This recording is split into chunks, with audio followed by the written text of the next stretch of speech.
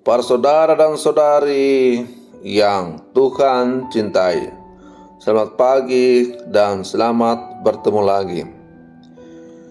Setelah 1 bulan lamanya kita tidak jumpa melalui renungan harian, maka mulai tanggal 1 Februari dan seterusnya saya akan hadir kembali menemani saudara-saudari lewat renungan harian. Tetapi bukan lagi melalui YouTube Paroki Santo Petrus dan Paulus Argapura, tetapi melalui YouTube Paroki Santo Fransiskus Assisi APO, tempat tugas yang baru di mana saat ini saya bertugas. Maka mengawali hari yang pertama di bulan November ini, kita hendak mendengar dan merenungkan sabda Tuhan. Marilah sebelum kita mendengar dan merenungkan sabda Tuhan, kita berdoa. Dalam nama Bapa dan Putra dan Roh Kudus. Amin. Allah Bapa Maha Penyayang, semoga kami selalu patuh setia mengabdi Engkau dan sesama, serta menempuh jalan yang ditunjukkan oleh kebenaran hidup kami, yaitu Yesus Kristus, Putramu dan Juru Selamat kami. Bersabdalah ya Tuhan, kami siap mendengarkan. Terpujilah Engkau Bapa, Putra dan Roh Kudus, kini dan sepanjang segala masa. Amin. Para saudara dan saudari yang Tuhan cintai, sabda Tuhan yang hendak kita dengar dan kita renungkan untuk mengawali hari yang baru ini, hari Kamis tanggal 1 Februari 2024, diambil dari Injil Markus pasal 6 ayat 7 sampai 13. Tuhan bersamamu. Inilah Injil suci menurut Markus. Sekali peristiwa, Yesus memanggil ke-12 murid dan mengutus mereka berdua-dua. Ia memberi mereka kuasa atas roh-roh jahat dan berpesan kepada mereka supaya jangan membawa apa-apa dalam perjalanan, kecuali tongkat, roti pun tidak boleh dibawa. Demikian pula bekal dan uang dalam ikat pinggang. Mereka boleh memakai alas kaki, tetapi tidak boleh memakai 2 baju. Kata Yesus selanjutnya kepada murid-murid itu, kalau di suatu tempat kamu sudah diterima dalam suatu rumah, tinggallah di situ sampai kamu berangkat dari tempat itu. Kalau ada satu tempat yang tidak mau menerima kamu, dan kalau mereka tidak mau mendengarkan kamu, keluarlah dari situ dan kebaskanlah debu yang ada di kakimu sebagai peringatan bagi mereka. Lalu pergilah mereka memberitakan bahwa orang harus bertobat. Mereka mengusir banyak setan dan mengoles banyak orang sakit dengan minyak dan menyembuhkan mereka. Demikianlah sabda Tuhan. Para saudara dan saudari yang Tuhan cintai, mungkin timbul pertanyaan dalam diri kita. Bagaimana dan di mana kita dapat mencari dan menemukan Tuhan? Ada orang yang berupaya untuk mencari dan menemukan Tuhan dengan menepi dalam keheningan atau berpuasa di puncak gunung. Ada pula yang berusaha untuk mencari Tuhan di rumah-rumah ibadah atau di tempat-tempat syiarah. Namun sebagai murid-murid Yesus yang hidup di zaman sekarang, kita meyakini bahwa Tuhan dapat ditemukan dan dialami dalam dan melalui gereja sebagai sebuah persekutuan orang beriman.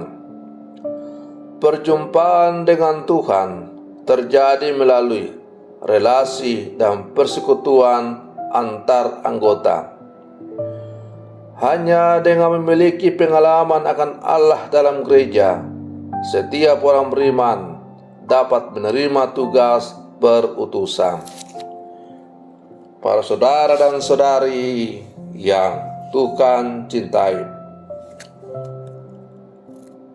para murid dalam kisah Injil yang baru saja kita dengar hari ini diutus oleh Yesus untuk mewartakan sabda Tuhan.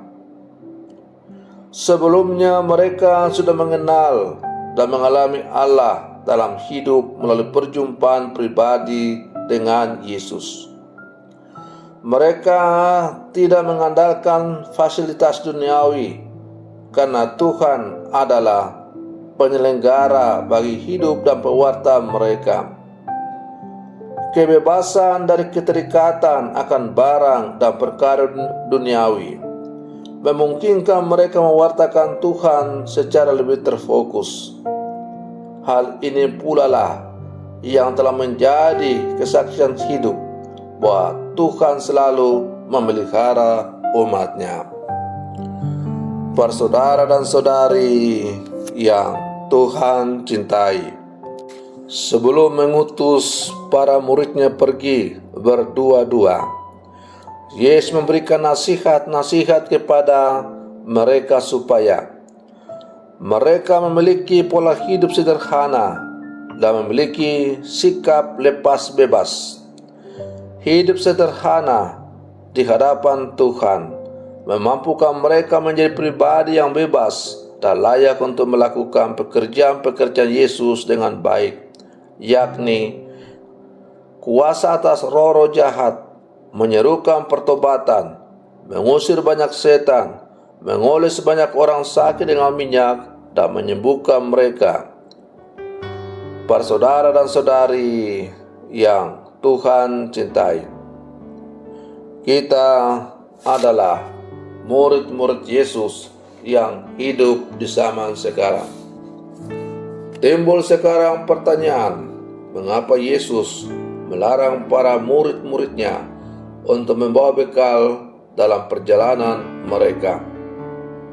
Apakah itu berarti bahwa mereka betul-betul sungguh-sungguh tidak membawa apa-apa dalam menjalankan tugas perutusan?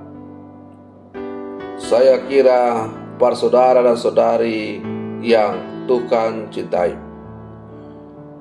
yang dimaksudkan dengan Yesus untuk tidak membawa bekal apa-apa dalam perjalanan tidak lain dan tidak bukan adalah bahwa bukan soal membawa bekal atau tidak, tetapi kita diminta sebagai murid-murid Yesus untuk sungguh mengutamakan dan fokus dalam mewartakan Injil dalam kehidupan kita sehari-hari.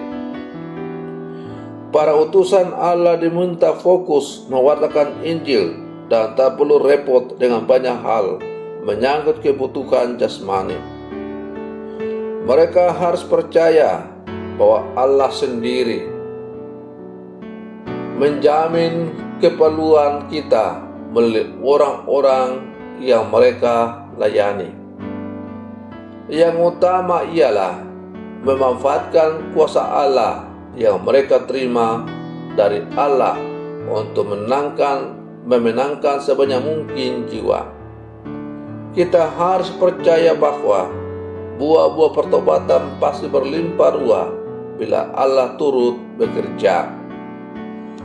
Para saudara dan saudari yang Tuhan cintai, ya, memang seorang utusan Tuhan patut mendapat upahnya. Seorang utusan Tuhan apabila sungguh-sungguh mengandalkan Allah, maka Allah akan menggerakkan orang-orang untuk memenuhi segala kebutuhan dari sang utusan Allah itu. Maka para saudara dan saudari yang Tuhan cintai, marilah sebagai murid-murid Yesus yang hidup zaman sekarang, kita fokus sebagai pewarta Injil lewat tugas dan panggilan kita masing-masing.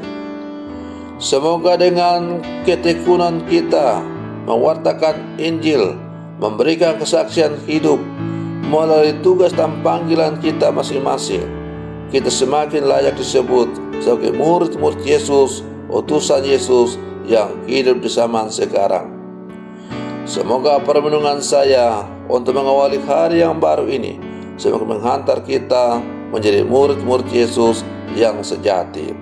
Selamat pagi, Tuhan Yesus memberkati kita semua.